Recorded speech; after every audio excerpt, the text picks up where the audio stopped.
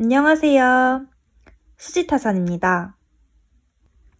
유튜브 영상을 처음 올리게 되었는데요. 제가 이렇게 영상을 올리게 된 이유는 작년 30일에 공인중개사 자격증을 취득하고 합격했다는 화면 캡처본을 제가 제 SNS 계정에 올린 적이 있어요. 근데 그걸 보고 지인들이 어떻게 공부했냐고 많이 물어보더라고요. 그래서 저도 공부 시작했을 때를 생각해보니까 주위에 도움받거나 물어볼 사람이 없어서 막막하고 힘들었던 기억이 떠오르더라고요. 그래서 제가 그래도 경험을 해봤으니까 여러분에게 조금이나마 도움을 드릴 수 있지 않을까 해서 이렇게 영상을 올리게 되었습니다. 저는 회사를 다니면서 6개월 동안 공부를 해서 이 자격증을 취득했는데요. 처음엔 부동산에 관련된 용어도 전혀 몰랐고 그래서 1회독 했을 때는 무슨 말인지 전혀 모르겠더라고요. 근데 정말 계속 듣다 보면 용어가 저절로 들리는 날이 올 거예요. 그러니까 여러분 1회독하고 이해 안 간다고 포기하지 마시고 조급해 하실 필요도 없을 것 같습니다. 1회독 할 때는 그냥 흐름을 이해한다 이 정도만 생각하시고 강의를 들으시면 될 것 같고 교수님이 중요하다고 하는 부분이 있잖아요. 그런 부분만 조금 더 유의 깊게 보시면 좋을 것 같습니다. 제가 이런 질문을 굉장히 많이 받았어요. 근데 저는 공부하는 시간보다 공부할 때 얼마나 집중해서 하느냐가 훨씬 중요하다고 생각을 해요. 저도 사실 총 공부한 시간을 따지자면 그렇게 많지 않다고 생각을 하거든요. 근데 만약 굳이 시간으로 따지자면 제가 회사를 다니면서 공부를 해서 그리고 회사가 멀어서 왕복 4시간이 걸렸었는데요. 이 시간에도 강의를 들어서 이런 시간까지 합치면 5월, 6월, 7월 이렇게 3개월간은 평일에는 5시간에서 6시간 정도 공부를 했고요. 주말에는 약속이 없으면 하루 종일 공부를 했습니다. 그리고 8월, 9월, 10월 이렇게 3개월간은 평일에도 6시간에서 7시간 정도 공부를 하고 물론 주말에는 하루 종일 공부를 했습니다. 전 무크랜드라는 사이트의 인터넷 강의를 듣고 공부를 했는데요.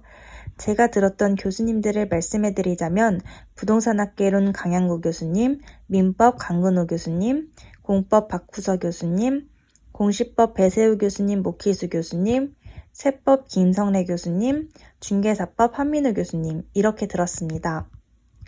근데 교수님은 자신과 스타일이 맞는 교수님이 다 다르거든요. 그래서 유명하고 잘 가르치시는 교수님이라고 했는데 나와 맞지 않을 수가 있어요. 만약에 초반에 나와 스타일이 맞지 않는 것 같다는 생각이 들면 빠르게 교수님을 바꿔 들으시는 걸 추천합니다. 제 경험으로는 초반에 안 맞는다는 생각이 들면 거의 끝까지 그 생각이 가더라고요. 그리고 교수님이 나와 맞지 않는다면 그 과목이 재미가 없어지고 흥미가 떨어질 수 있으니까 최대한 빠르게 나와 맞는 교수님을 찾으시길 바랍니다. 저는 5월에 공부를 시작해서 기초나 인문이론 같은 건 못 들었어요. 그래서 기본이론, 고급이론, 그리고 핵심 요약집과 예상 문제를 풀어보는 강의를 들어서 이런 식으로 총 3회독을 했습니다. 제가 아쉬웠던 점은 기출문제를 풀어보는 강의가 있는 거를 제가 늦게 발견을 해서 그 강의는 듣지 못하고 나중에 혼자 풀어보곤 했었거든요. 여러분은 그 기출문제 강의를 고급 이론 들을 때쯤 같이 들으시면 좋을 것 같습니다. 문제는 접하면 접할수록 좋기 때문에 기출문제라도 조금 빠르게 접해보시는 것을 추천해드립니다. 공부 패턴 같은 경우에는 월요일엔 부동산학개론, 화요일엔 민법, 수요일엔 중개사법, 목요일엔 공법, 금요일에는 공시법이나 세법을 같이 공부할 때도 있고 따로 격주로 공부할 때도 있고 이런 식으로 공부를 했습니다. 토요일이나 일요일에는 월요일부터 금요일까지 공부했던 것 중에 어려웠던 과목을 복습하거나 시간이 남으면 진도를 더 나가는 식으로 공부를 했습니다. 그래서 평일에는 그냥 한 과목씩 공부를 했고 주말에는 다양하게 부족한 부분을 채워가는 식으로 공부를 했던 것 같습니다. 제가 감히 팁을 드리자면 전 거의 딱점으로 합격을 했어요. 제 점수를 말씀해 드리자면 1차는 부동산학개론 67.5점, 민법 62.5점 해서 평균 65점으로 합격을 했고요. 2차는 중개사법 82.5점, 공법 47.5점, 공시세법 52.5점 해서 평균 60.83점으로 합격을 했습니다. 그러니까 제 팁을 드리자면 일단 1차는 그래도 전 부동산학개론이 흐름만 이해하면 민법보다 낫더라고요. 그래서 전 부동산학개론을 좀 더 중점적으로 공부를 했습니다. 근데 이건 개인마다 달라서 민법이 낫다고 하시는 분들은 민법을 좀 더 중점적으로 공부를 하셔도 좋을 것 같습니다. 근데 이게 어떤 과목을 버리라는 말씀은 아니고 지금은 아니지만 나중에 공부할 시간이 점차 부족해질 때 이렇게 효율적으로 공부하시면 좋을 것 같아서 이런 방법을 추천해 드립니다. 그리고 부동산학개론의 계산 문제는 쉬운 문제는 꼭 가져가시되 어려운 문제는 너무 스트레스 받아가시면서 가져가실 필요는 없다고 생각합니다. 저도 어려운 문제까지 가져갔었는데 시험 당일날 계산기 한 번도 사용하지 못하고 끝났어요. 시간이 정말 많이 모자르더라고요. 그러니까 계산 문제가 너무 어렵다 하시면 어려운 계산 문제는 버리셔도 될 것 같습니다. 2차 과목의 팁을 드리자면 다들 아시겠지만 중개사법에서 공법을 도와줘야 하잖아요. 공법 같은 경우에는 워낙 시험 범위가 광범위하기 때문에 어디서 시험 문제가 나올지 몰라서 굉장히 대비하기가 어렵습니다. 그렇기 때문에 중개사법을 중점적으로 열심히 공부를 해야 하는데요.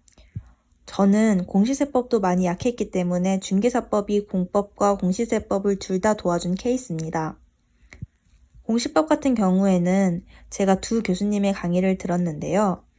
이론 강의는 배세우 교수님이 설명을 이해하기 쉽게 잘해주셔서 배세우 교수님의 강의를 들었고 문제 푸는 스킬 같은 거는 목희수 교수님이 잘 알려주시더라고요.